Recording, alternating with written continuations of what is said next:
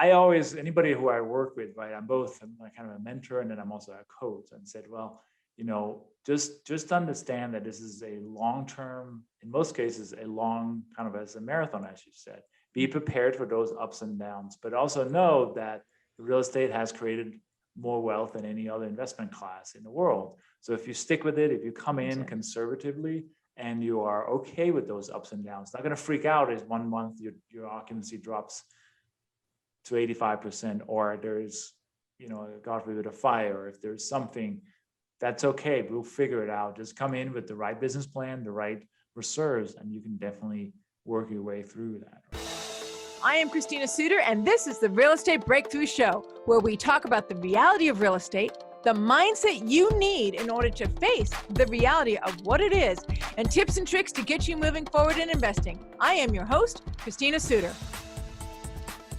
So I want to welcome today Jens Nielsen, and I have not had a chance to meet Jens in person. I got him from Rod Khleif's show, and we've been intentionally bringing in other experts outside of my Southern California circle. So I am excited to bring him to you as a new expert for all of us to meet and greet and learn from. So let me tell you a little bit about him. Let me jump over here to his bio, and we can find out more about why I think he's awesome. So opendoorcapital.com is his website, and you can find it very easily. So do you feel secure about your retirement? Let us help you. So it's really about, Jens, you'll be able to get a chance to walk us through this, but really it's about helping people invest in multifamily properties. And it sounds like you do a little bit more than just that. You also work with them as a consultant, somebody who has their back, somebody who's interested in really helping them form their future. Sound right? That sounds right. Yes. Hi, Christina. Yeah, absolutely. I do help, and people that want to invest in real estate understand why that makes sense in their portfolio. Absolutely. Perfect. I'm going to ask you questions about that because as I told you, I am an advisor as well. And so I'd love to hear how that rolls for you. All right. Jens Nielsen is a principal at Open Door Capital. Jens Nielsen is the principal of Open Door Capital and a full-time real estate investor. He has raised millions for apartment syndications and is a general partner in over 1,100 apartment units around the country, valued at over $50 million. Jens is also a certified high-performance coach and has coached many new and experienced real estate investors to succeed in the business through accountability, personal growth, and consulting. A long career in the IT field has provided Jens with the skills to implement systems and technologies to help his team succeed in the investment business. Thank you for being here. Thank you for the time. Wonderful to have you here. So tell us a little bit about IT and then real estate. Put that together for me. Isn't that the most normal transition? I don't know. I was a small business consultant before I moved into real estate consulting, but I was doing real estate while I had a job, childcare, receptionist, marketing, so no, I don't know. Tell me about IT. I was just being facetious here. So I was born and raised in Denmark, and I came to the United States in 1996. So it's been, I think, 25 years this year. And, back then I thought everybody needed to have a job, as you called it. That was the career. And I had a great IT career, and I loved IT because I've always considered myself a bit of a nerd. So sitting in front of the computer, behind the computer, whatever you want, for all these years, and it was a very new technology when I was growing up. So it was just exciting. I traveled all over the world. I lived in different states around this country, and it was just great. But then one day, 6 years ago, I was like, man, if I continue this, it's going to be another 20 years of working in the IT field. I didn't have a meaningful way to increase my income. I didn't have a meaningful way to create passive income, anything like that. And that's basically where I suddenly, through picking up some books and podcasts, like, man, I want to invest in real estate because that's really the opportunity to build passive income, build wealth on the side, and actually build a business while I'm still working. So that was, in 15 seconds where it all came from. And I'm happy to dig into it more for sure. All right. So what was your expertise in IT? Where were you coming from?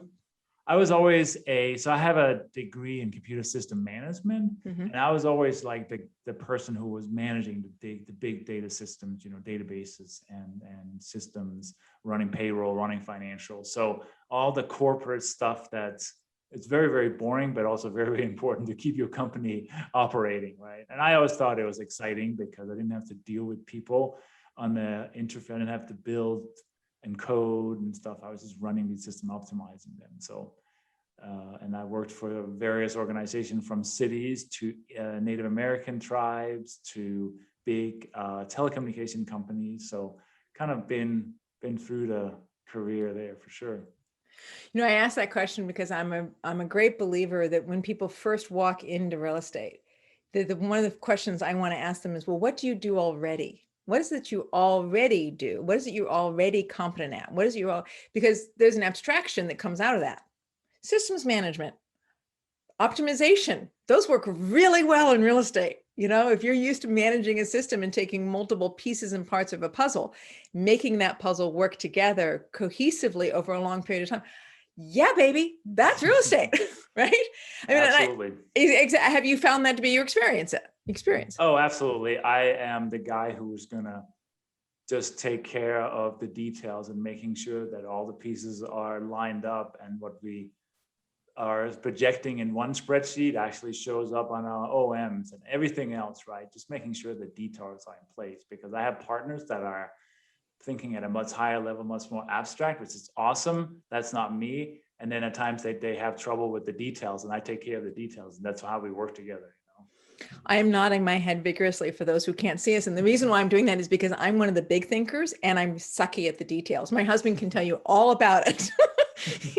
Like I can work out, give me, a complex solution, a complex problem that needs a singular solution, and let me mull it over for a while. And I love coming up with that. And then it's like, yeah, but that's going to take like going to the grocery store, or going to Lowe's, or putting together a 5-man team. And I'm like, yeah, I'm great. I can put the team together, but I need the team to do the details, because otherwise it starts to drift. Right. Absolutely. Right? So you're the detail guy, which is ideal and highly necessary in a successful syndication, right? I've been able to review probably anywhere from 50 to 75, at least, different PPMs in my second part of my real estate investing here. And you always want to have the idea guy and the detail guy, or the idea gal and the detail gal, whatever that is in that dynamic, because the project manager is the one who makes it successful. The idea works great, but who's going to show up every day and make sure that that number hits the right box, which is what you just said. And then the better you are at that, usually the finer, like the fine tuning of the deal works better. Absolutely. Yeah. And that's what we have found, right? I mean, we have a team now. There's actually 2 of us that are pretty detail oriented, and the other 3 guys are more on the higher level, and one gets out there and gets a deal, the other people go out and get the money, and we make sure it all gets put together. So those are some of the key things. Yeah. Yep. I'm just bringing up your webpage again so people can get a sense for the team. A strong team makes a difference, and that's right here on your webpage. So, you've got your principal, of course, Rod Khleif, your advisor, your partner, Jason, and there are other people there, but I wanted to bring up the core team that you have here. Yeah, and Rod, I mean, Jason is the guy I've done most of my deals with in the last few years. Rod has acted as the advisor and so forth, but we haven't done really deals together. So Jason is really my partner. I understand. I will, from time to time, I advise with some people too, and it's like a phone call every week, making sure the portfolio is going right. How do they want to do this? What's the problems with the building and stuff like that? So it's kind of like the mentorship which you do, or the consulting which you do, very similar. But you're a little more invested in the deal itself working well. So, okay, so you went from IT to investing in real estate. You didn't quit right away. Sounds like you took some time before you quit. You developed a bit of a portfolio first. Tell me how that went. Yeah, I mean, I had, initially when I discovered real estate, I thought, oh, you have to buy it by yourself, right? Your own money, and you do it that way. I didn't really know anything else when I got started. So me and my wife started buying some smaller properties down in New Mexico. And, we're like, oh, if we do this over 10 years, we'll probably have enough that we can kind of retire. One of us can retire, quote unquote, right? So I started there while I was still working because I felt like I wanted to build up the income on the side while working. But then I discovered, well, first of all, after the first few deals, I ran out of money, and I was like, I don't want to wait till I can save up for the next property. And that's what I started doing some JVs with some friends. Okay, let's try the JV model. Let's get a few friends together and do a deal. And then after that, started learning about syndication, starting co-sponsoring some deals to kind of start getting into that world, right? So just see, oh, wait, this is actually other people's money that we use to, benefit them. And then in the end, general partners. And that's really been the model. I still do JVs if it's the right deal, but now it's really more the syndication model that we move towards. And, it took me about 4.5 years to kind of exit the W-2 job. And a lot of it was very, very slow the first 2 or 3 years. And it suddenly just kind of took off when I got the right mindset and the right motivation to take the right amount of action. And excuse me. And that's really what pushed me forward for sure. All right. And I love that, because I mean, it's the two parts of the story that I want to highlight. The first is that you kept your JOB in place and you started developing it. So that meant you had a day job and a nighttime job that you were very busy getting done and being able to do both. And then you created a stable enough life that you felt that you could choose, that you could step away from the IT job. And was it a stepping away from the IT job, or was it stepping into something that you liked more? Because for some people, it's like, I never want to work again. I've had a 9 to 5 and I want anything to, and I know this one investor who says, the reason why I'm so conservative in my investing is so I never have to go back to work again. Like that's his primary motivation. But I don't get the feeling you were running from your job. I get the feeling you were going towards another goal. Yeah, I mean, initially, if I think 5 years back, it's like, oh, I want to get out of the corporate world and retire.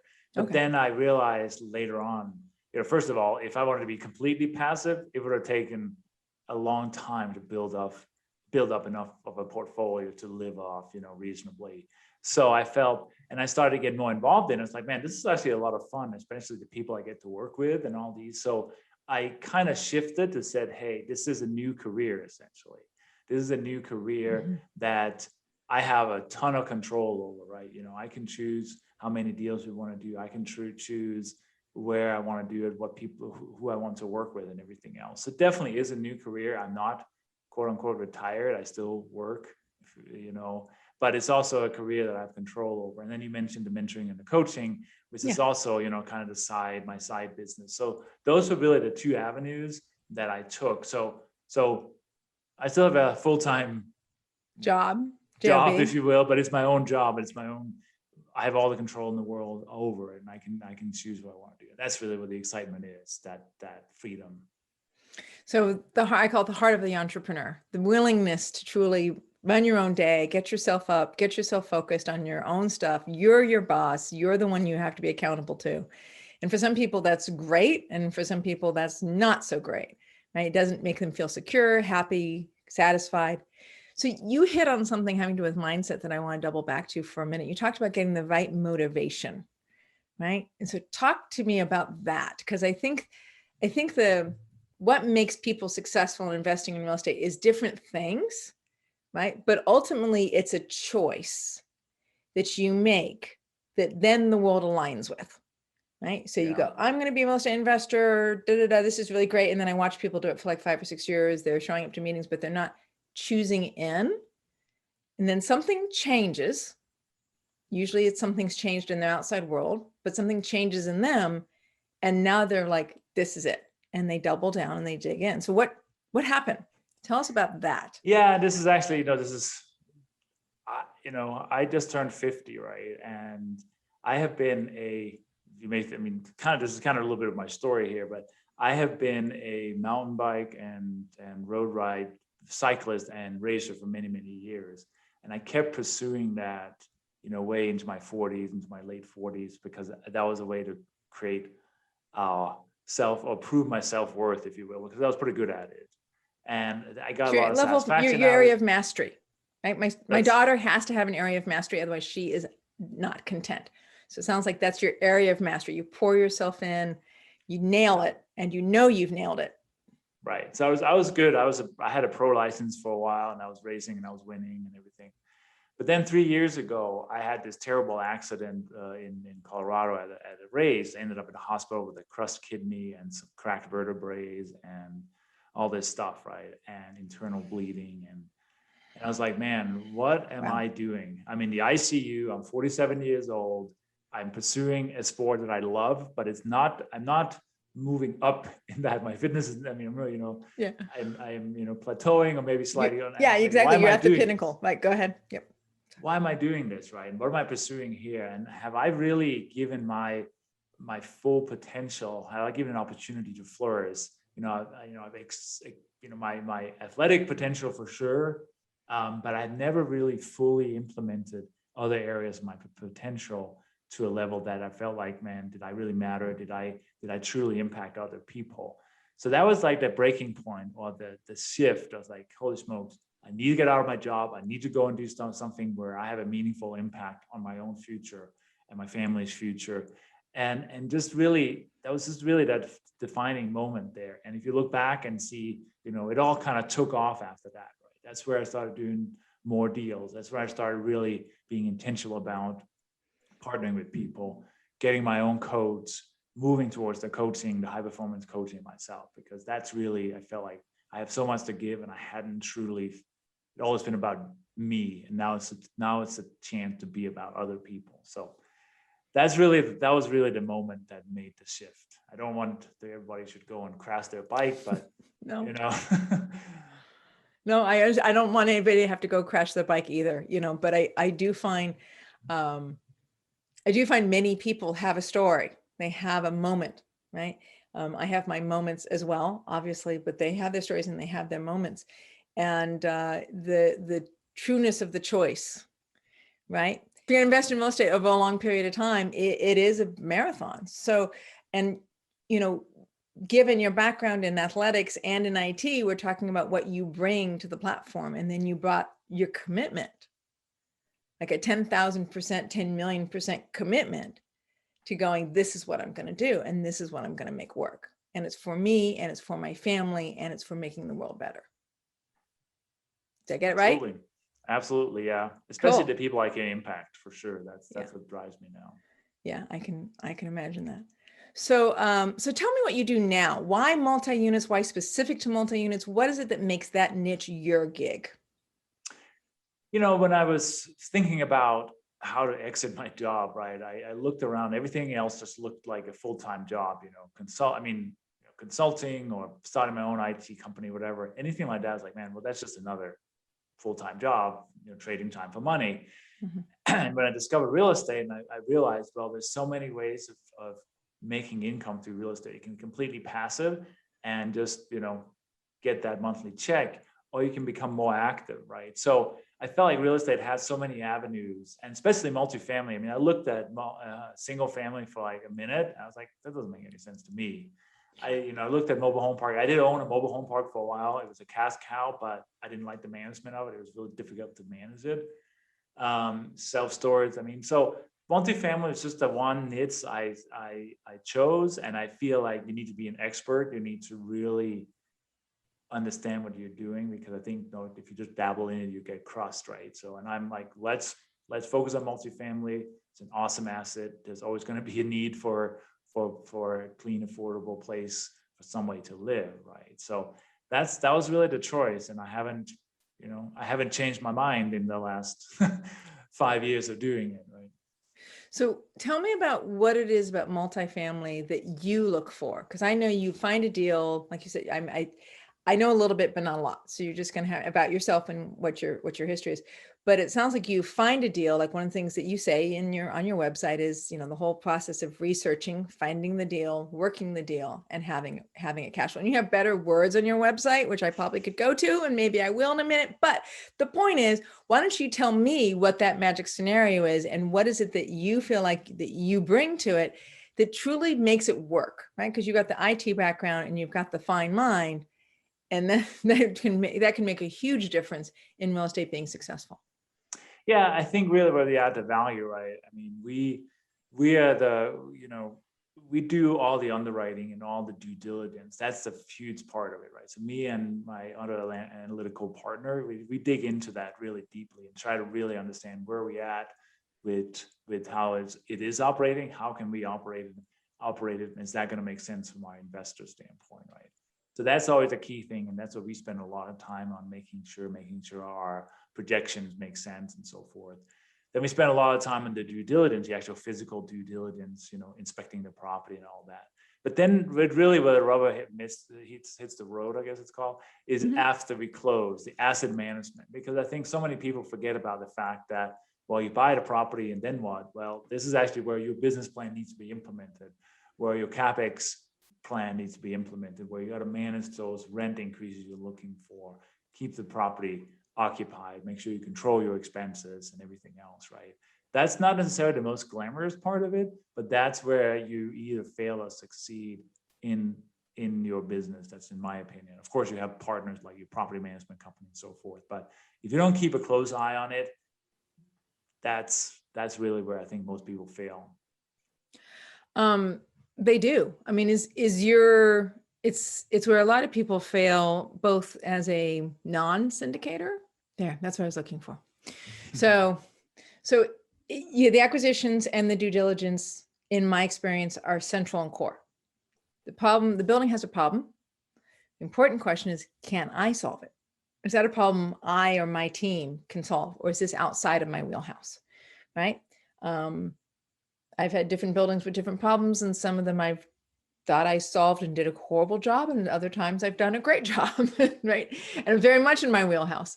But being able to understand the due diligence so that you have a roadmap for where the building is going to go, and that you have a known final successful solution is huge, right? This building is this. I know exactly what it is. I understand what market it's behaving in. I understand why I can move it. I understand what my end result is when I do move it. Right. So that would be acquisitions, is all that is answered upfront in acquisitions. And then there's the operating and repositioning of it. So if you can't operate it very well, then you need to reposition it quickly and get out. Because I'm just saying, there are people, I mean, I'm not trying to put down any particular model. It's just there are people who their specialty is repositioning a building. I bought a building that I'm pretty clear was repositioned because every single unit had multiple animals in it.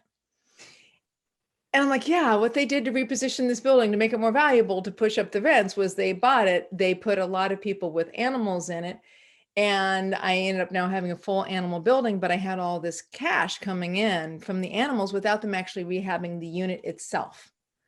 Right. So now it was left for me to figure out how to rehab the unit itself. And did I want to continue to be this all animal building as a way of getting more money or not?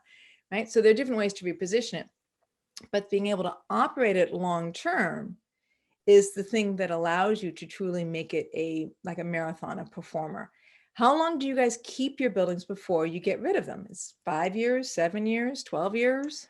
So it depends a little bit on each property and each market we're in, right? I mean, we have a property in Phoenix that we have owned, I think it's coming up, it's only a couple of years now, but Phoenix has been blowing up, and we initially had like a 3 to 5 year plan. We may try to sell it at the end of this year because it's probably double in value, and we've had some cash flow challenges there, but I think the appreciation is going to really make everybody very, very happy, right? So that's a deal we probably want to get out of because it's not cash flowing that well. Mm-hmm. Whereas, we've also bought properties in Ohio and Pennsylvania that are more of a cash flow play, right? We just plug and play, and they're paying, 8 to 10% a year. And we may have more of a longer term hold time, 5, 7, even 10 years in some of them. So we always try to look at every deal and say, okay, what's the play here? Is this, we fix it up, we improve the value, we sell it? Or it's like, hey, it's fairly stable, let's just go into operate it and create that cash flow. Because we have a lot of investors that are, my website talks about it in retirement, but people that they may just want to get, 8% a year, so they feel like their grocery money is being paid for or whatever. And we structure it so that way, right? Me and some partners bought a small deal in Albuquerque last year, and we're like, we'll hold it for cash flow. It hasn't really cash flow, but we're selling it for 50% more than we bought it a year ago. So like, well, that's going to work, right? That's going to work. and this market is, is so unique right now, and there's definitely some opportunity to maybe take some chips off the table too. So it is a unique market. Makes me want to ask you where you think the market's going. But if I do that, I will run out of time. Yes, it's going somewhere. We know where it's going somewhere, but where is it going? Or can we guess as to at least what are the indicators that we're looking for to help us make decisions about where we assess where it's going? It's one of my little pet hobbies. So let me ask this, let me change a little bit and move over to a little bit like, real estate is a game that will challenge you. It will set you up. You'll do really well. Some deals you do great. Some deals you don't do so great on. Some markets, right, will move on you, and you need to be aware of that markets move and, stay with it and maybe anticipate it. Maybe you don't. Tell me a little bit about what is the inner work that it takes to be a successful real estate investor. And if you want to include in some of the consulting that you do as well, because that's part of the consulting work in my world, is both the inner work and the external conversation is a constant and chronic conversation. So see if you can roll those two together. When you say inner work, I assume you mean the mindset and the attitude towards the investment, right? Yeah. First of all, it's in most cases, it's a long-term view, right? Because a quarter or a month is things are not going well, that doesn't necessarily mean that that's the indication of what's going to happen for the rest of this project, right? So I always, anybody who I work with, right, I'm kind of a mentor, and then I'm also a coach, and said, well, just understand that this is a long-term, in most cases, kind of as a marathon, as you said. Be prepared for those ups and downs, but also know that real estate has created more wealth than any other investment class in the world. So if you stick with it, if you come in conservatively and you are okay with those ups and downs, not going to freak out if 1 month your occupancy drops to 85%, or there's, God forbid, a fire, if there's something, that's okay. We'll figure it out. Just come in with the right business plan, the right reserves, and you can definitely work your way through that, right? And it's interesting because I did a deal, one of my first JV, and I had a friend who partnered with us, and that property was definitely C- when we bought it, and we found many more problems than we initially had anticipated, and we blew through our budget quicker than we had thought.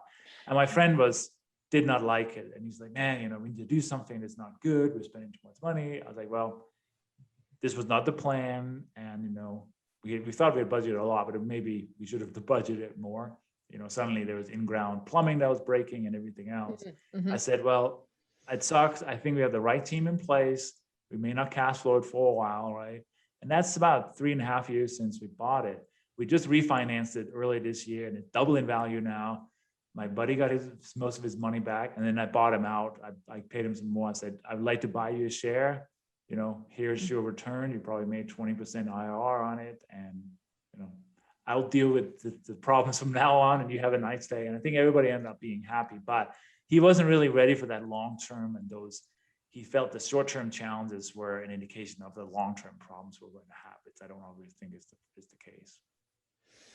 Okay. So how do you hold yourself stable when it comes to changes and variabilities? I always feel like we need to communicate bad news. We need to be aware of bad news, but also we need to think about what's the plan, right? Mm-hmm. Not just say, oh, we had a fire.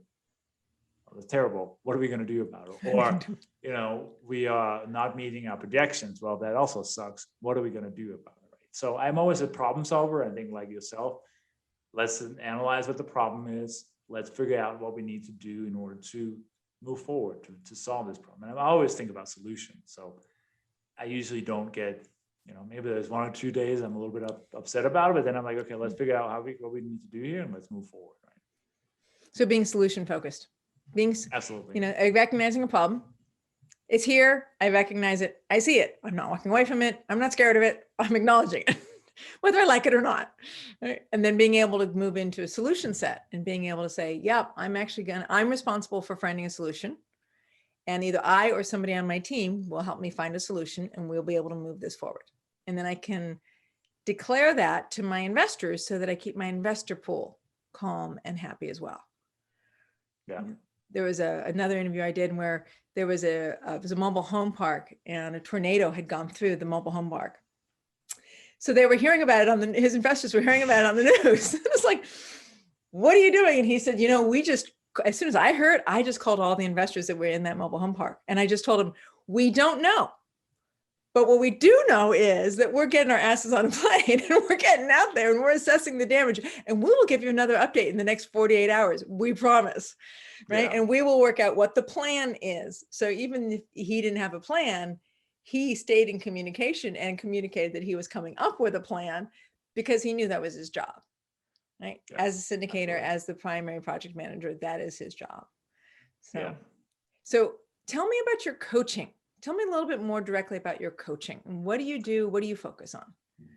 Yeah, so I started out being, almost a trainer, a consultant, or a mentor. Somebody wanted to do their first deal, and I had done quite a few smaller deals, mid-sized deals. So I felt like I had enough knowledge to help people with that, the underwriting and writing office and all those things, right? So I did that for quite some time. Then I got a little bit, I felt like, people can learn the technical stuff. That's not that hard. What's hard is to have the courage to take the necessary action, or even take the right action, or even knowing if real estate is the field you should be in. So I transitioned into mindset coaching, high performance coaching. So I'm a certified high performance coach. And what that's all about is to help people gain clarity around the outcome they want in their life.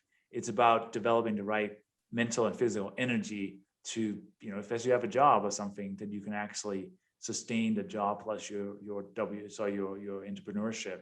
Mm-hmm. It's about having the courage to go out into the world and share who you are and what you need to do in order to move towards this new direction.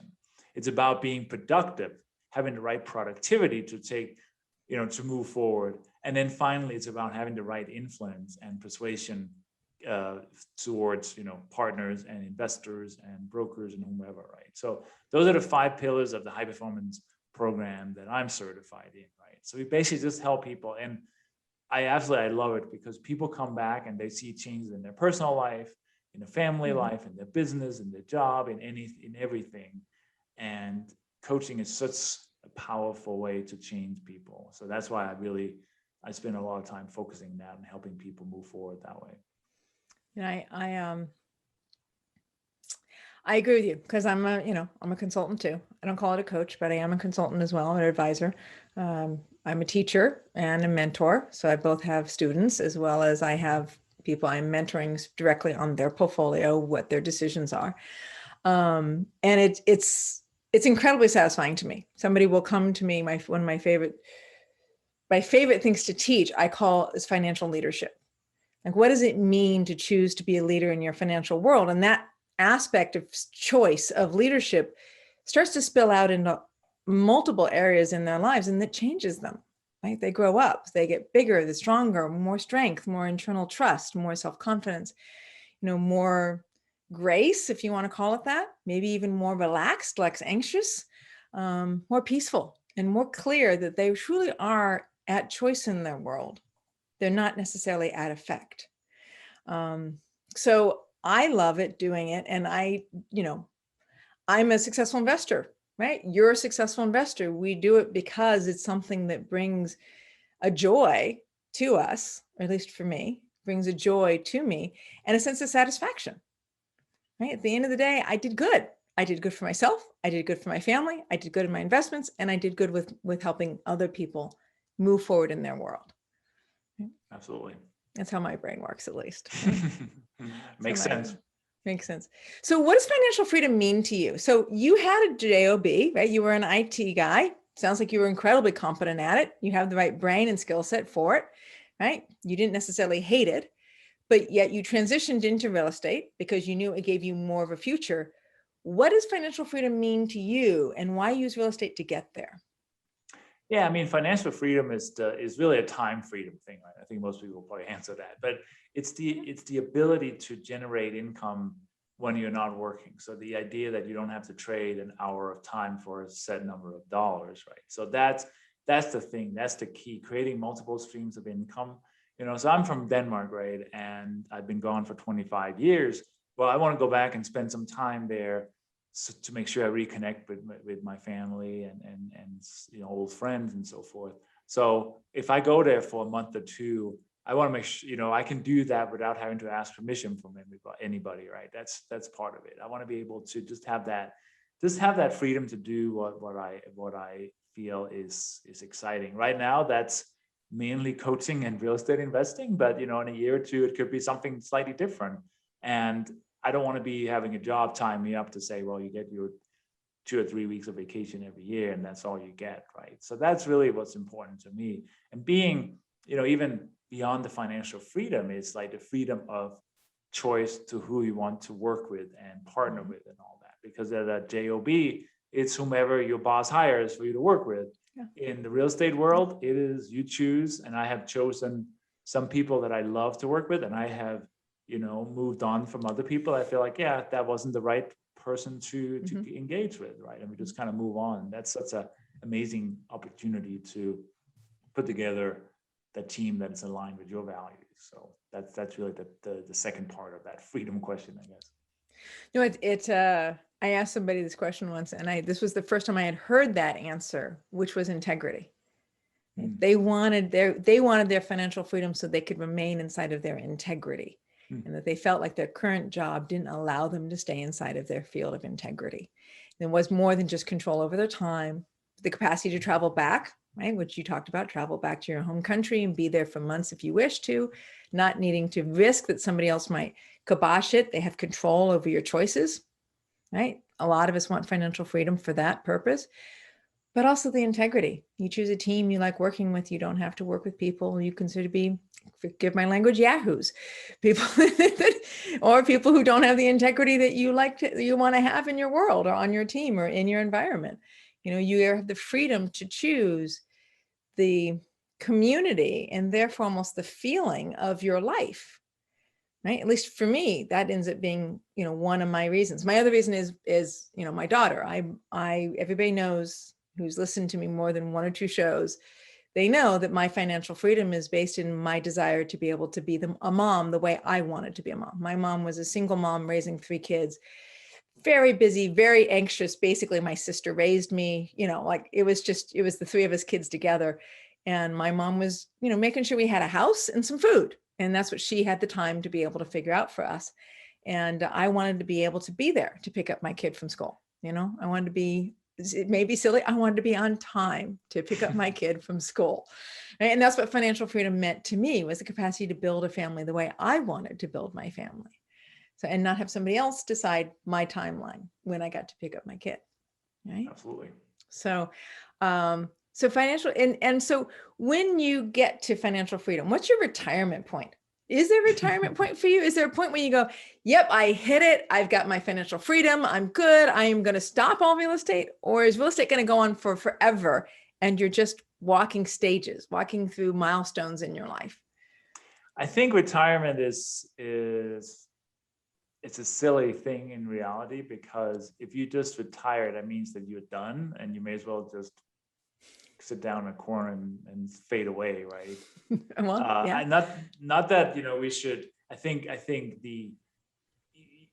that the choice here is, or the plan here is, let's make sure we don't work ourselves to death during the best years of our life, right? For this elusive time in the future we can quote unquote retire. Mm-hmm. So, really right now, and I've only exited my job in the last, within the last year. So I'm still like ramping up and building this career. But what I really see the vision is like, in a few years, I want to find a balance that's like, yeah, how many hours or days of the week do I work and what days do I not? Like today is Friday. I don't work on Fridays.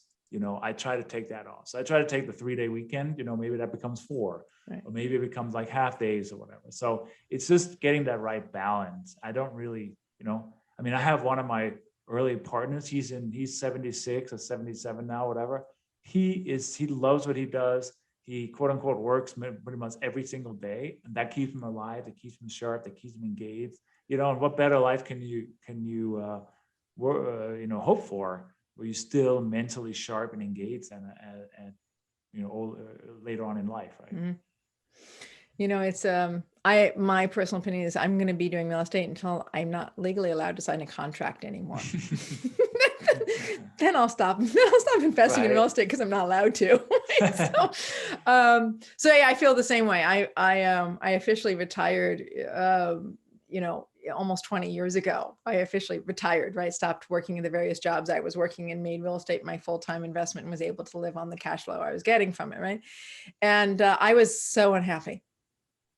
So unhappy. There was nothing to do, no life purpose. I was just taking care of the real estate. My world, I felt like my world was like this. It was very narrow. And I was like, and I wasn't going to go get a job. And, I've had all this stuff going on inside of me about how I'm retired and I'm going to look retired. And it wasn't any fun. It really I don't operate well that way. I need to be doing something, engaged with something, involved with something in a community, speaking my opinion and being a loudmouth. But hey, at least my community accepts me that way. And it works for me. So I can see, I kind of align with your concept of retirement. What's that? Like, I don't know that I want to sit in a corner and do nothing, right? I don't, Absolutely. Well, Jens, I so appreciate your time. Thank you so much for being here. How do people get a hold of you? If they want to invest in one of your syndications, they're looking specifically for your mentorship of some kind because they know that you are an expert in both the mindset and the asset class of multifamily. How do they get a hold of you? Yeah, thanks. So people can go to my website, Open Doors with an S capital, opendoorscapital.com. They can find all the information about investing, about mentorship there. And if anybody wants to send me an email, it's simple. It's Jens, Jens, at opendoorscapital.com. Or you can find me on LinkedIn or Facebook and so forth. But if anybody want to get on a call or talk about anything, I'm always here. I love to talk to people that are interested in investing, mentoring, coaching. So that's what I do. So thanks for the opportunity. Wonderful to have you here. This is Christina Suter with the Real Estate Breakthrough Show. So appreciate you tuning in every week. We have releases on Monday and Friday, as well as our Tuesday tweet, our Wednesday updates, and our Thursday case studies. Make sure you find me at christinasuter.com or at YouTube, Christina Suter YouTube, Facebook, Twitter, and LinkedIn, Bigger Pockets, a variety of other platforms. I, of course, don't necessarily spend my time on all of those platforms, but you can find my information on any one of those. And thank you for listening to the Real Estate Breakthrough Show.